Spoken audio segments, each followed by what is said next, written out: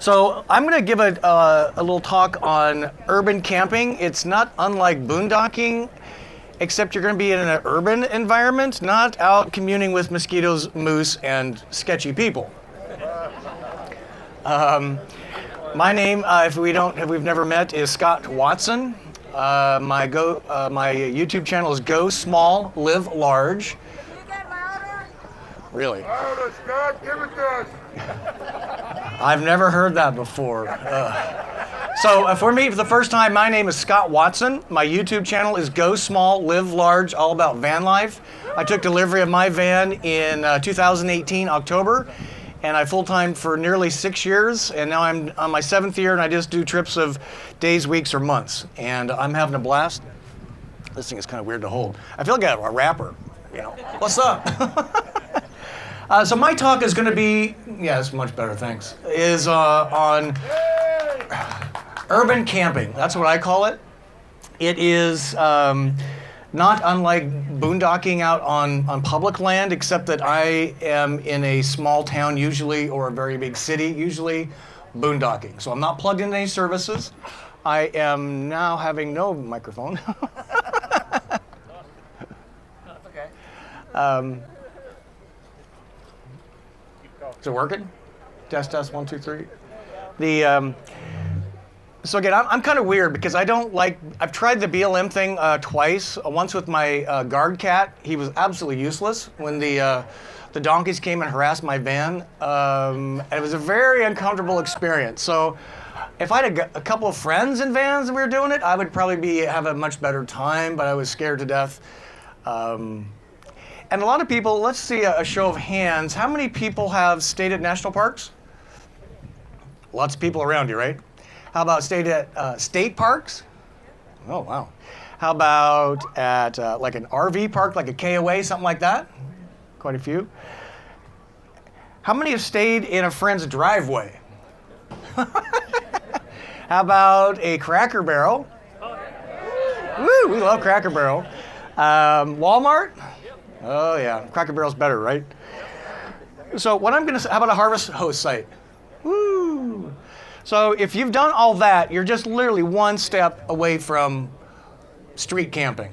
And that's what I'm gonna try and help you do today, is come up with a little bit of a checklist to help you understand your reason to do it, your checklist. It's like a departure checklist.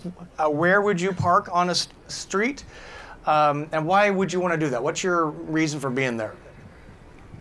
This thing's heavy. So how many have done, so let's get a distinction down. Urban camping is really discrete, on-street parking. Maybe it's a surface lot. All those places we talked about before, harvest hosts, national parks, blah, blah, blah, you have permission to be there. On a city street, overnighting, you don't necessarily have permission, so that's why it's discreet. So when you're urban camping, what you do not want to do is roll out your awning, get out your chairs, and watch the sunset and have a martini. That is not what you want to do. There's probably some really nice places around there to go enjoy that. That's why I like urban camping. It takes me, I live like a local for an 18-hour period. How many people have street camped? A couple of you. For those of you that did not raise your hand, why have you not tried urban camping? The knock. So what I want to try and go through some ideas that I've used in my years to help you understand what the value of urban camping is and how it can really change your perspective on taking in the environments around you. You know, going to a BLM land and sitting in the forest for a few days, it's kind of obvious, right? You're by yourself, you're communing with the critters. But I think, how many people enjoy discoveries in small towns? Maybe it's history, maybe it's architecture. Food, anybody? Food? I think that's what makes, for me, urban environments really interesting. Let me give you a couple examples of what I'm talking about. Every year I go back to our home base in Chicago area. I have a specific surface lot that I go to. I'll tell you some tricks on that in a second. And I stay in downtown Chicago, 1 block from the Apple Store, 1 block from the Chicago River. On a surface lot, I stay 3 days, 2 nights.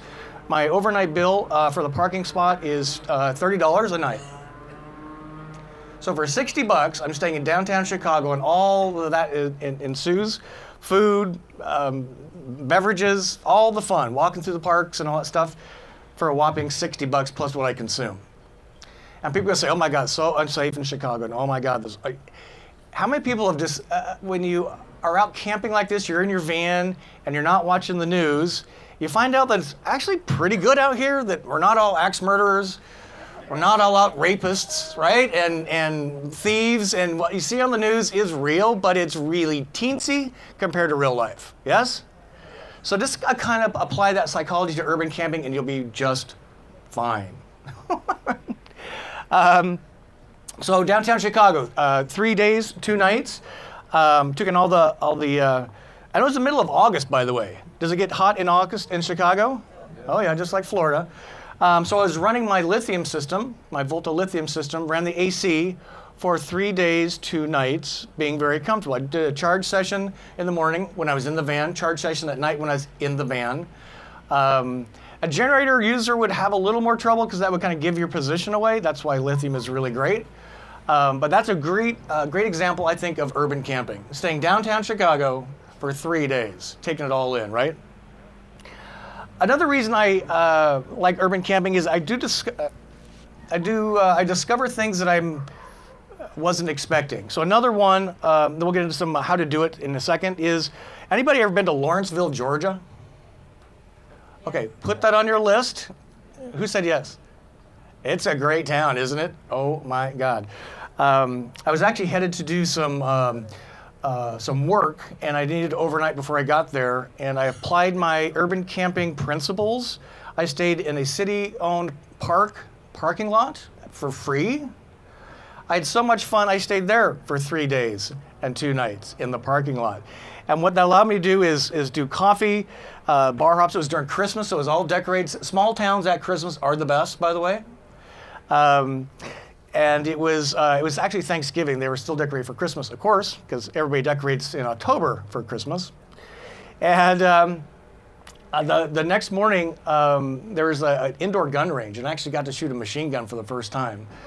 I'm pretty sure I wouldn't have done that if I hadn't overnighted in Lawrenceville, Georgia. It's so funny. And they had, in one of the businesses downtown was paint by wine. Anybody ever done that? That's a good way to kind of mingle with the locals, right? So let me give you some tips on how to do this. So the fear of not trying this is generally the knock. So here's what I've come up with over the years in terms of a system of how to do it safely to prevent the knock. A lot of people may be concerned by getting a parking ticket, parking fine, yeah? But it's mostly the knock. So what Joe said is accurate on if you get a knock, but I want to prevent a knock. That's what I'm after, preventing the knock. So what I do is, if I go to a town and I really like it and I want to stay, I kind of scout out the area. I go visit the visitor center, maybe the convention visitors bureau, find out if there is enough cool stuff that meets my point of interest criteria. Culture, history, maybe there's a saloon, maybe there's a cool park down by the river or something like that, and that makes me want to stay. So I go and I learn about that from the visitor center. And as I've kind of scouted around town, I've noticed places that would be a good place to urban camp on the street. And I ask the visitor center people, because they're usually very familiar with that immediate downtown area. So just imagine a small town like Lancaster, Pennsylvania. Anybody been there? Lancaster? That is a cool town too. Elizabethtown. And say, hey, I'm going to be staying the night. There's my van. They can usually see it right there through the window. And I say, I'm going to probably stay overnight on the street in my van. Are you aware of any problems with that from a parking restrictions, or would you feel comfortable doing that yourself, assuming you like to do that kind of thing?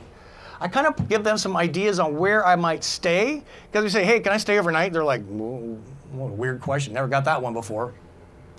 And the Lancaster example, they actually sent me to the minor league B stadium parking lot. That's where she sent me.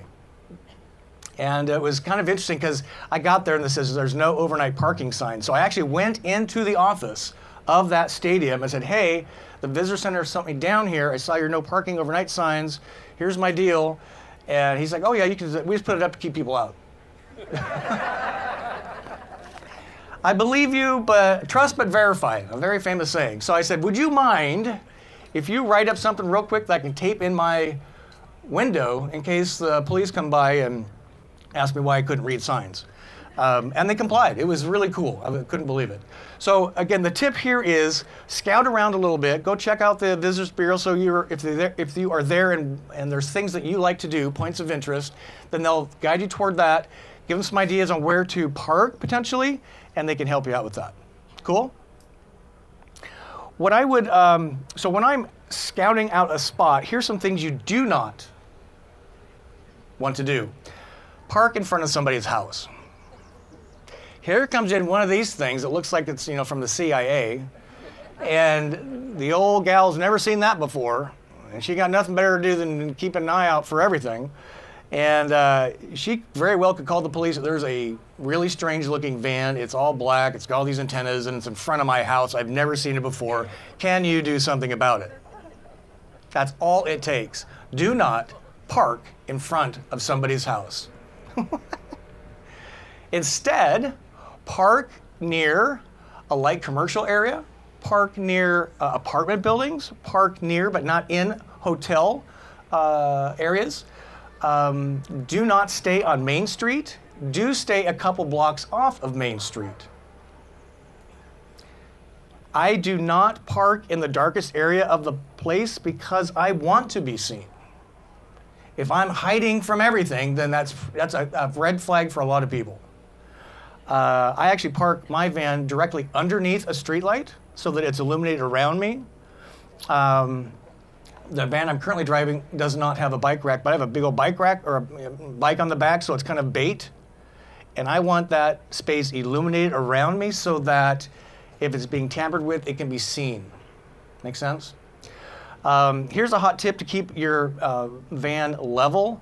Look at the curb really carefully and see how high it is and how much of a lean there is into the gutter. If you drive up on the curb, it's probably about a 3 or 4 inch curb. That's going to level your van for the night. So drive it carefully on the curb, trying to avoid the grass. And I've never had a problem with anybody saying anything otherwise. I don't close my windows in the cab, windshield or driver passenger windows, because I want the van to look like it's a parked vehicle, not somebody overnighting. Again, trying not to call attention to myself. I will close the blinds in the bedroom, but I will not close up the front. Again, what you don't want to do is call attention to yourself. And if I close up everything, what can I see outside? Nothing. So I want to see what is going on around me. If something's going on behind me, I can peek through the window cover and see what's going on. I don't have automatic lights that if there's movement, it'll turn on. To me, that is giving your position away. And it's probably going to be a dog or a cat or a squirrel or something like that. Nobody really scoping out your van. If there is trouble, I have a flashlight. What they're not expecting is anybody to be in there, and I open the thing and I hit them with the flashlight, and they're like, whoa. Then they scamper off. They're just kind of curious more than anything, not trying to break in.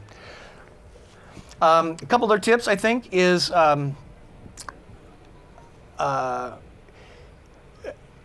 again, just not calling attention to yourself. So enjoy the area you're in. Don't make it a movie night in your van. Don't make an elaborate dinner in your van. Go have dinner, enjoy the local tastes, local cuisines. That's kind of what you're there for. Don't get too boozed up because you want to be alert in case something does happen. And then when you get back to your van, just turn on little minimal lights and just go to bed. Cover your van, or cover the windows you need to, and then go to bed. Don't sleep in your birthday suit in case there is a problem. Have your shoes, sandals, something like that, readily available in case there is a problem. Know where your keys are. My keys are always on the key hook. How many minutes a day do we spend looking for our keys? Oh, honey, I thought you had them. No, dear, I thought you had them. Apparently neither of us have them. So be prepared in case there's a situation, like what Joe and Kate were talking about, but don't be alarmed. Do not be alarmed.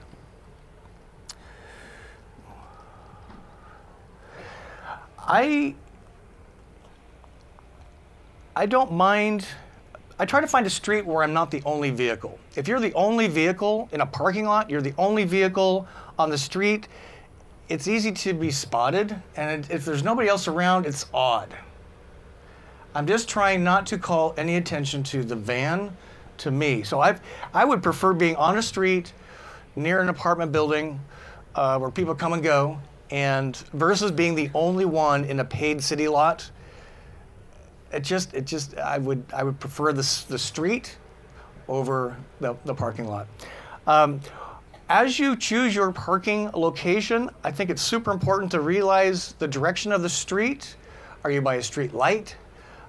Is it a one-way? Is it a two-way? I prefer a one-way because what I've discovered, unfortunately, several times is it looked like a pretty nondescript street at night, and I wake up at 6 in the morning and there's all this traffic. Or the lights, the headlights, as I come around the corner are now beaming right into my van because I don't close the front windows, right? So it makes a very uncomfortable night of sleep. The other thing I do is I kind of get into my position of the bed and I kind of scan the windows. What I'm looking for is any really bright lights. And then I would, either the sun visors are a great way to kill some of those bright lights. And this is kind of more in a residential area. And I have like window covers that I can just hang from the cab of my van to block some of that light without covering the actual windows. Hopefully that makes some sense. The other thing I would do is, as I'm kind of scouting around and am deciding to stay the night, is check with the locals again. The bartender, the waitress, visitor center people, of course, and just see what, is this a safe area, in their opinion? Any problems? Certainly a bar and restaurant people will tell you, I've even stayed in restaurant parking lots because I had dinner and say, hey, do you mind if I just stay the night? Get the business card and say, as long as you're out in the morning, no problem. So I think if you just kind of take the next step, know why you're going to stay, and then do some of those things I just talked about, it'll give you a little more comfort and give it a try. The first time is always scary, and I will admit it's probably the worst night of sleep you'll get the first time you try it. But it's like being in a strange hotel room, right? It's not comfortable that first go around. So give it a try. And I think you'll really kind of expand your portfolio of places to stay and your van life experiences. In addition to going out in the forest, try staying in downtown Lancaster, Pennsylvania. That would be so great. I'm happy to take some questions. Sir? Do you ever contact local law enforcement and ask them about where you're parking? Question was, would I contact local law enforcement? That's an interesting question. Yes, I've done that. I've done that to help them understand what they're restricting. Because it's really easy for a community, normally because the sketchy people have made some street their home. If you've ever been to Portland, Oregon, some up there, all these dilapidated, and so it's really easy for a community to say no overnighting, no living in a vehicle overnight. So I've actually had conversations with them, and one small community, the police chief actually called me back the next day. And I'm like, here's what we're doing. I said, why don't you guys become a Harvest Host site? Anybody been to Pontiac, Illinois, on Route 66? At the Harvest Host? Where's the Harvest Host site? It's City Hall. Now that's what they should be doing. So I've contacted them, and certainly if it's a small town and I see them out and about. Who's ever been approached by a policeman because they're just curious about your van? All the time, right? Especially like rest stops and stuff like that. And so if I see one, officer, I would go engage them with that. But I wouldn't really. Yeah, I just leave it at that. So yes and no. Yes and no. One word of caution, though. So we used to live in Forest Park, Illinois, Oak Park, Illinois. And a lot of these small towns in huge metro areas have overnight parking restrictions, so no parking from 2 a.m. to 5 a.m. That's not to get us. That's to keep the residents from parking junk cars on the street. and they never get moved. So if I'm in again, just talking with the locals, you'll learn everything you need to know. But maybe check the city website and the parking restrictions, and that will give you peace of mind. Sir. What I find is one of my newer go-tos is the boat launches, where there's a boat dock and a boat launch, because basically employees of whatever state park it is, they get tired of locking the gate, and if you stay out of the way of where the boats are going to park and be moving, they tend to not bother you.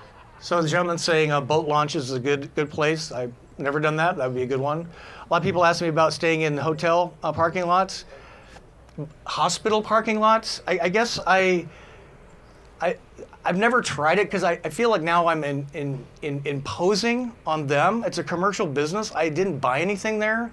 I'd much rather stay on the street. Because a lot of the hotels have you put a parking pass in and all that business, and they check the parking lots because they don't want anybody showing up for free breakfast in the morning if you're not staying in the hotel.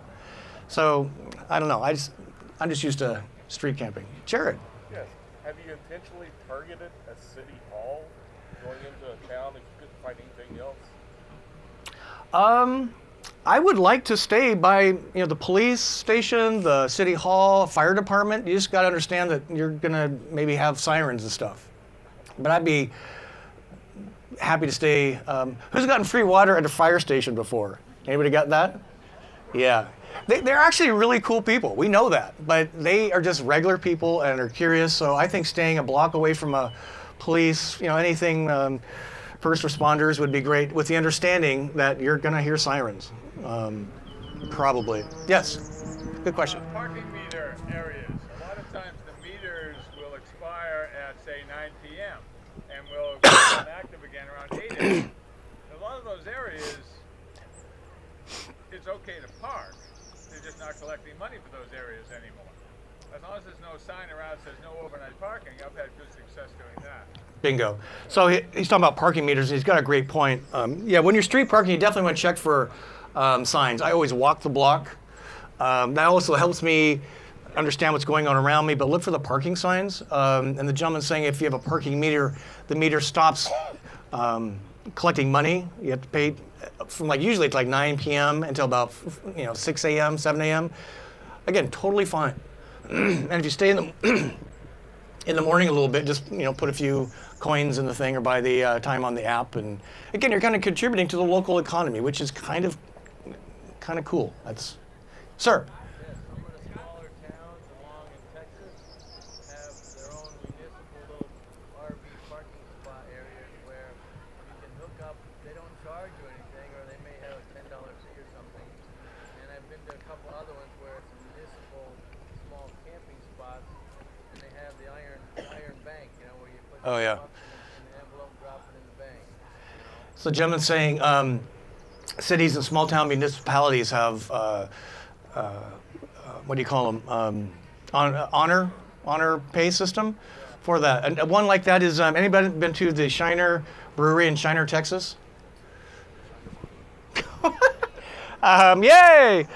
Shiner, my other favorite beer. They have the same deal there. It's kind of a city-owned lot with a text message, and they'll come collect the money at some point. So again, just using the local resources, being curious, wanting to try something is great. I think we got one question over here, quick. Lady with the white hat. Yes, ma'am. What about overnight parking at airports? Oh, that's a beauty. I've done that a lot. Now it's noisy. It's noisy. So the idea is to stay in an airport parking lot overnight. So I've done this many times when I am flying in or out. So I'm flying out in the morning. I stay overnight in the parking lot. And when I get back, where am I going to go at 10 o'clock at night? I'm just staying in the parking lot again. So you extend your parking a little bit, but that's a beautiful idea. People are coming and going. It is noisy. And you really want to be careful of, parking garages are kind of obvious because we can't get our vans in. But some of these parking lots have height restrictions or other things, so you just really need to scope it out really well. That helped, but yeah, that's a great idea. It's noisy, but incognito. Sir? If you're a veteran, some military bases actually have RV parking lots open to vets. So he says if you're a veteran, on military bases. Yes, we've heard that. Let me get this over here. Where was it, sir? We boondock a lot, and urban boondocking. One of the things we did is we joined a lot of I call them fraternal organizations. So we're a member of Moose, American Legion, and VFW. And a lot of times, like you say, stop and talk to a local post or Well, that's a good idea. lodges, get some intel on them on the local community, and like 90% of the time, they're like, just stay here for a night. Come have a cold beer, tell us your story. And then you'll end up giving van tours. So he's saying like some of the local post legions and VFWs and all that. Yeah, Eagles. So it's a great way. Again, for me, why are we in our vans? I'm not in my van to save money. Some people are. I'm in it to take in as much as I can because this ain't going to last forever. And by not really forcing myself, but being curious about the local area. I think engaging with that, then people, you're going to give them I've had my drink tab picked up by the locals. I'm giving van tours and creating some inspiration, some vision for people to do what we just now take for granted. If you ask somebody, you won the lottery, what are you going to do next? I'm going to pay off everything and then I'm going to travel. Well, we're doing it. Get the most out of it. Go talk to the people. I think if we just all talk to each other, we'd have a much happier thing. Sir, more questions. This is great. We don't have time. With all your success in urban camping, do you have any horror stories? Yeah, that's a great question. I do have a couple. So he asked all this urban camping I've done, and I'm probably doing it 2 or 3 nights a week. I mean, this is something I do it intentionally. Hey, who's been to Palatka, Florida? Oh, that's my new favorite place, man. So horror stories. I've been doing this since 2018. I have had a knock on the window in a Walmart parking lot once in 2020 outside of Nashville because it was during COVID and the stores weren't open 24/7 anymore. And the security guy, not a cop, but the private security, knocked on my van and the other 2 that were there and said, you can't park here, there's no parking overnight. There was one time in, who's been to Elkhart, Indiana? That's a great place to urban camp too. They got a cute little downtown.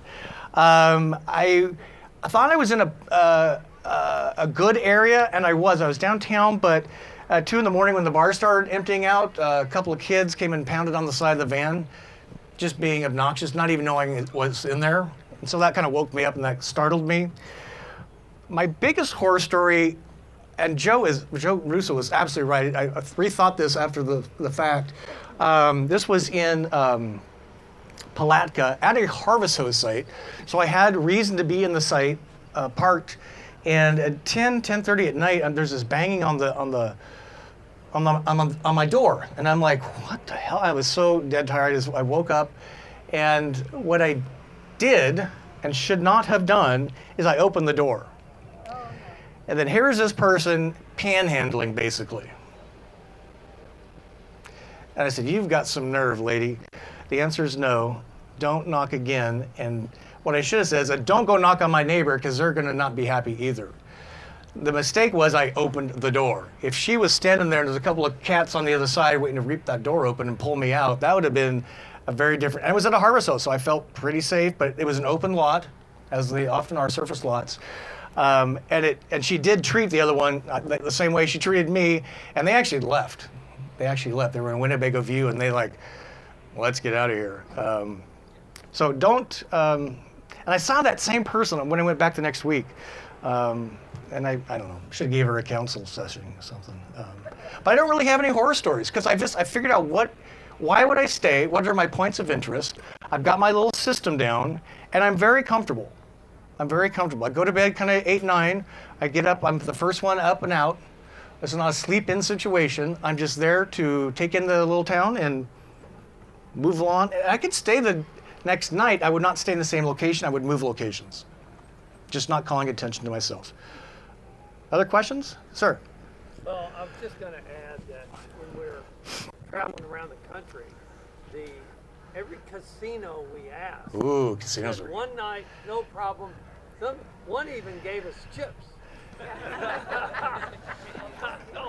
Not chips and salsa, but you're talking about casino chips. Casino chips. Hey, it's casino chips.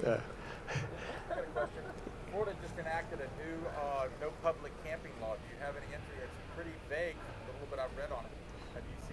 I have not seen or nor heard that. Statewide, that's interesting. So he's saying that Florida passed a law of Public camping. no public camping. And that they're trying to, people that set up tents on the side of the road and stuff like that. It's mostly directed at, but it's a pretty vague law. I've read a little bit of it, and it's like a box of chop suey. You're just not sure what they can apply it to about anything. Yeah, and that's kind of the problem too. I don't know right? if anyone's ever had any trouble with that or not. No, It's just one of them things. They don't want to be like Washington State. right. If Yeah, you've been to Seattle or something, you're like, oh my God. yeah, it's kind of overrun, and that's kind of what people are waking up Did the to. law start like January 1st? When did the law start? Do you say? I want to say it was last July. Yeah, we'll have to do some research on that. I have no clue. Yes, sir. Stayed like at an Anytime Fitness or some people have National Gym memberships where they go and take showers. Have you ever tried that? I haven't. Kyle, my partner, where'd he go? He's really good at that. I just prefer being on the street. I don't want to be. The question was, have I stayed? Thank you. At like a Planet Fitness parking lot or an Anytime Fitness. A lot of times they don't own the lot. They're just a business in the lot. So I was at a Cracker Barrel down by Orlando, stopped, and I always go in and check, is it okay for a small RV to stay overnight with purchase of dinner? And this was one of the times you said, no, you can't park overnight. We'd love to serve you dinner. And I'm like, so what's the deal? It's kind of unusual for a Cracker Barrel. She goes, because we're actually on Target property. There's a huge Target right here, and they were in the front of the. So I always ask, and I think for the same reason, I just don't do Planet Fitness. And I'm one of those guys, I don't want to be the guy that makes them put up a sign that says no parking. I don't want to contribute to a problem that doesn't exist. I don't want to give them a reason. I'd just much rather do my little thing. But if you remember, you can go in and ask them, can I say You could, but now, not on the open? and they are.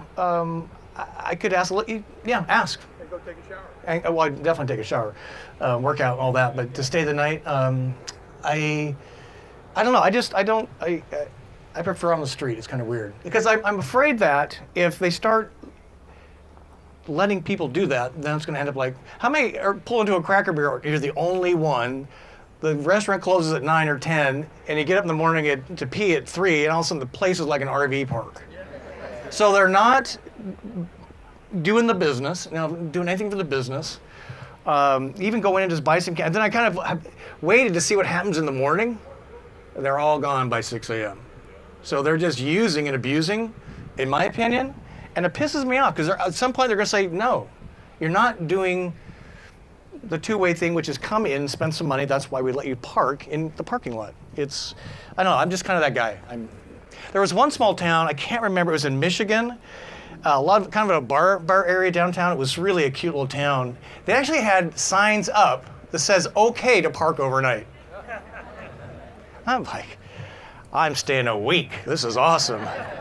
And then somebody made the comment that it was to prevent drunk driving because there's a lot of bars in the area. So if you need to park your car, it's okay to park the car overnight. They probably don't mean for you to stay the night in your car, just park your car. But nonetheless, it was a great sign. I took a picture of it. How are we doing on time? Last questions? Sir? What do you do for showers, like Planet Fitness or? Yeah, showers. I enjoy showering in my van. I actually shower in my van when I'm like in RV parks, weirdly, because I don't know. What's the cleanliness level of a Planet Fitness shower these days on a scale of 1 to 5? 5 being you don't want to touch anything. Always wear shoes. But yeah, Planet Fitness, Anytime Fitness, way more clean. It's a great workout. They're everywhere. I actually have both. We have both memberships because there's like Planet Fitness deserts and there's Anytime Fitness deserts. Charlie Grace, where do you shower? In your van. If I haven't subscribed to Charlie Grace, it's Charlie Grace, ladies and gentlemen.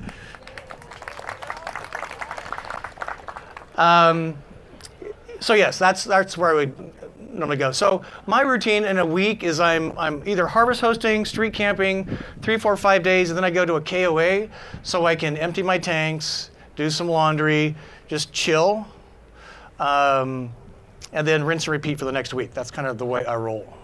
And a lot of the campgrounds and state parks have really nice restrooms generally. And I've learned, you don't have to, we've been here, 3 nights?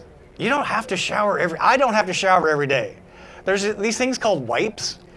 And I love the Target one. The cucumber is my favorite one these days. They're non-flushable, so they're tough, they're big. You're not putting that in your toilet anyway. And just give yourself a good cat bath. Eamon and Beck said it best.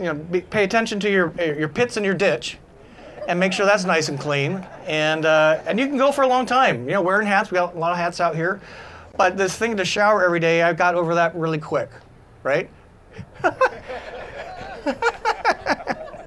He's like, well, I do brush my teeth. In fact, if I'm going into a Planet Fitness to shower, I am pooping, shaving, cleaning my teeth, and then I go in and shower. I want to do all that in my shower, not there, because again, I don't want to be that guy looking like the homeless dude, right? How many people have seen people grooming their beards and stuff at the Planet Fitness? I'm like, please. Really? Really? Sir? I haven't heard anyone yet say Loves. I have never stayed there. How many people have... You can park at Loves, and they don't mind. They have RV dumps, and they have the cleanest showers. They pride themselves like Buc-ee's. Loves. So how many people have stayed at Loves overnight? Pilot, not Flying J. They're nasty. But Loves. Extremely clean. Like extremely clean. I've never done that. I've never even showered there because I have a different routine, but that's a good idea. Many folks swear by the truck stops. I just haven't. You pay like $14 for a shower. Do you pay for that? Yeah. Yeah. But for those other days, excellent choice. I mean, if you're like Planet Fitness, it's nasty. Yeah, Planet Fitness is nasty. Well. Yeah, sir. Are you in a class C or is it for the industry? So my van, my Travado kind of looks like this gray one on the end, except it's brown. So it's got all the stuff. So it's definitely looking like an RV. The one I'm currently in is built by Embassy RV. I'm driving it for the next 3 months, and it looks like a catering van, a window van. It has an AC unit on top, but you really have no clue that it's a motorhome inside. That's probably the thing I like least about it, because I'm used to getting all the how many people get thumbs up, waves on the roads, right? Because everybody's like, I want to do that. This thing is just a van on the going down the road. They don't even know I'm there. So that's kind of my wah wah wah. But it's how many people have given tours of their van at a rest stop or a gas station? People want to do this stuff, right? We're helping them get their journey on. It's pretty cool. I'm being terrible for the camera people. I'm all over. I'm like Phil Donahue. Anybody remember Phil Donahue? Yeah. See, I'm old like you guys. Yes, ma'am, in the back.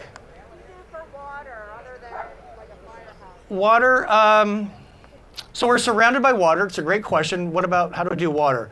So again, it's part of my routine. So 4 times a month, I'm in a campground with resources. So I fill the freshwater tank. It's 12 gallons. I use that for toilet and sink. But what I'm drinking is drinking water that I have filled up at the same place. I reuse the same jugs over and over and over. I don't really like drinking out of plastic bottles. They pile up first really fast. And those plastic jugs, so it's a 1 gallon like milk carton. So if I'm going to Planet Fitness, they all have the bottle filler. I'm respectful. I don't bring in 8 empty milk cartons. Maybe 2. 7. And so I fill it up that way. Maybe if I need to get some fresh water. Now this new rig has a gravity port into the fresh water system, which is pretty cool. So I don't have to go find pressurized water. But we're surrounded by water. You just have to kind of look for it. Again, asking small businesses, we should love them more than we do. I always try to go to small businesses and again, the Harvest Host places are great. Boondocker Welcome is great, so you can get resources. So just looking for it and being aware of it is what I would do. Yes, ma'am. Do you do any kind of daily check-ins with people so they know your location or tracking?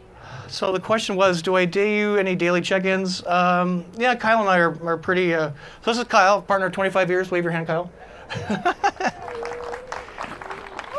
So we text all day, every day, and if not, right? So kind of a check-in that way, but that's it.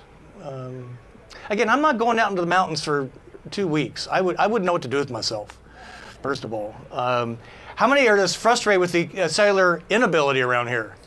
I'm just a connected guy. So again, sitting out in the woods for 2 weeks, I'd be, anyway. Other questions? Yes, sir. Yes. I just wonder if you ever took on the challenge of going like to New York City and saving some money in your van. So question is, love small towns, what about big cities? The Chicago example, I'm eager to do that again. My bucket list is to stay on the street in Times Square, someplace. You got to read those signs really carefully because there's a million of them, first of all. I think it'd be awesome, right? Stay in downtown to New York for whatever the price of the overnight thing is at this meter. So here's a couple tips that reminds me. If you're going to big cities, bigger cities, or even the airport, there are a couple apps you'll want to get and try. One is called Spot Hero. Anybody heard of Spot Hero? The other one is Park Whiz. Park Whiz. So in areas like New York, Chicago, big towns, even mid-sized towns, Nashville, Chattanooga, so these are parking garages, surface parking lots that are commercial parking resources. You can check out the location. There's often pictures associated with it. You can see what it costs to stay the night. I found in like a Chicago example, don't buy the ticket at 2 p.m., buy it at 8 p.m. because the overnight is way less expensive because the parking lot is really there for the workers during the day and the tourists. So while it might be $60 for a day, it's only $25 for overnight. So those two are really great resources. I would check your, find one that you kind of like. It's in the area. You kind of might want to do some of those features like downtown Chicago, and then drive by before you spend any money. Just to check out the area, kind of like Joe's. You can look down on the Google Earth, but you have no idea what's around you. And is it safe? Are there parking height restrictions? So I made the mistake of buying it and then getting there and like, oh my God, I can't use this at all. And you really can't get a refund because you booked in advance. So Park Whiz and Spot Hero. Sir. In Chicago, right on Lake Michigan, there's a giant parking lot with security. I think it was $20 for all the truckers. Is that by McCormick Place, kind of? Yeah. So Chicago has a huge convention space. McCormick Place is the name of it. It's on the south end of downtown. I've heard other people, including the Keep Your Daydream, have stayed there. So try that. I mean, it's kind of like water. We're surrounded by, you just need to kind of use some resources, use a little curiosity, talk to the locals. I mean, it's crazy. How many people have rolled into a small town, found on a weekend and found a really great farmer's market? And then you start talking to locals, and now you're going over here, and you're like, where am I going to stay tonight? That's a perfect example of having your urban camping checklist, and just stay the night, and then wake up in the morning and go have coffee at a cool coffee shop like a local, right? And expand your travel experience versus running from the cool farmer's market to, I don't know, Love's. Live like a local. Yes, sir. Yeah, on the subject on the water, I've used what they call a church key. It's a four-way, four-square drive. A lot of the restaurants, gas stations, all their outside faucet has no handles. But this is a square drive you can turn the water on and off with. Okay. Emergency backup, get yourself with water. So yeah, so like a water handle. A church key. A lot of places, how many have been to St. Augustine and noticed all the gas stations, they've removed the water handles off the spigots because they don't want people getting free water. So again, I'm kind of one of those, I don't want to be the reason they say no. I want them the reason to say, come on, visit our cute little town, Pontiac, Michigan, staying at the City Hall. And you get a swag bag and all this stuff, and it's a great little town, right? I just love little towns. It's just the coolest thing. What else on your mind? And we'll call it a wrap. Sir. I heard you have a website, GoSmallLiveLarge.com. Don't you have a YouTube channel also?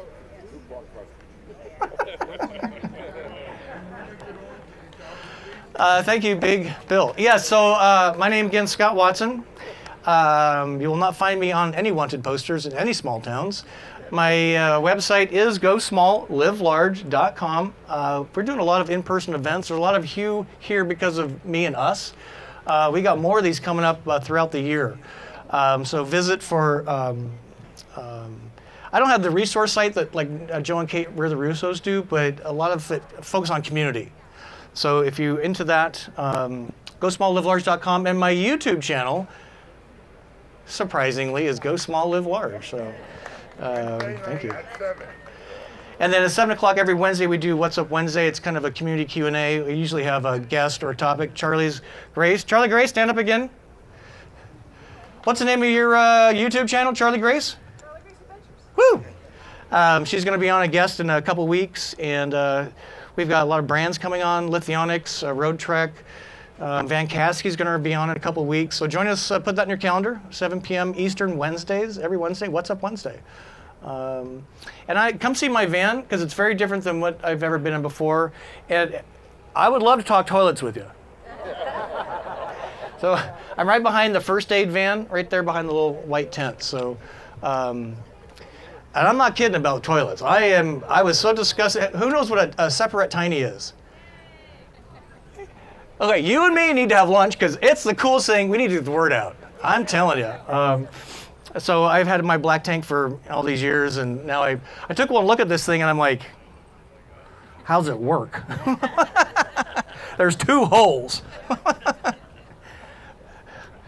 He's like, well, you just sit on it. I'm like, sit on it? I'm a boy. I'm supposed to stand. You know, I'm like, what the hell is this thing? And so I was so grossed out. And then I forced myself the second day to use the system. And I'm like, that's really nice. No water, no worries, no smell. I can't believe it. I can't wait to go home and get my Travado tank swapped out with a separate tiny, right? Oh, this is great. And there's no mixing. It's just, if you want to come by and see my tiny separate, I'd be happy to show you. Yes, sir. Two-part question. Do you recommend any dealership that's really a responsible good dealership that even ships, anyone? General RV is really great. That is not the answer he was expecting. Yeah, I've had a lot of great partners over the years. Embassy RV is one. And we're going to be in a Nuvo. I just did a video on Nuvo, if you haven't checked out that van. But the best brands of vans with the best team of sales and service, I think, is Sunshine State RVs. They will never give you the lowest price. And who's been caught in the trap of lowest price, and then you kind of never see them again? They treat you like a what? They ghost you? Is that the term the young people are using these days? They will not ghost you at Sunshine State RVs. So if you're buying a van, tell them Scott said, I get zero money from them. But we do a lot of work together, like put me in a Nuvo overnight so I can share that experience with you all. I was in a Travado. Who's got a Travado 59K? So the floor plan is the galley behind the driver's seat, 2 twin beds, and a bathroom in the back. Anybody ever seen that across any of the other RV brands? Everyone. So Sunshine put me up in the 59K a couple weeks ago, and it completely changed my opinion of that floor plan. I used to poo-poo it. I'm dragging around my bedroom. And now I'm like, this is actually really nice. So this is why I'm staying in other vans, to get that experience, roll into my 7 years of urban camping and everything else, and then share it out with y'all so you can help expand your experience. So Sunshine State RVs. Big Bill is the one you want to hook up. Tell Nick and the team, right? The other one, if you're up in the Midwest, there's 2 other good ones. One is Winnebago Motorhomes in Rockford, Illinois. They're Winnebago only. They're really family owned. Really family owned. You talk to the dad and the grandpa. That's where I bought my Travado. And the other one that's a really great dealer is Advance RV up near Milwaukee. Yay! So if you're looking, they've got Winnebago, they got Road Trek, they've got Pleasureway. And then it's a really legit family-owned deal there too. So, because we spend a lot of money on our vans, and if you got a shitty dealership experience, it just ruins everything, right? How many people are using mobile tech RVs to get things fixed in your van versus taking it back to the dealer? Yeah, if you're kind of needing some basic stuff, it's a really great way. A lot of times they will bill the dealer for the repairs, so try that out. That helps keep you on the road versus sitting around waiting for something to be fixed in 2 months, right? Last questions? All right, everybody have a happy day. Get your journey on. Peace be with you. Thank you for attending. I appreciate it. Come see me and let's talk toilets.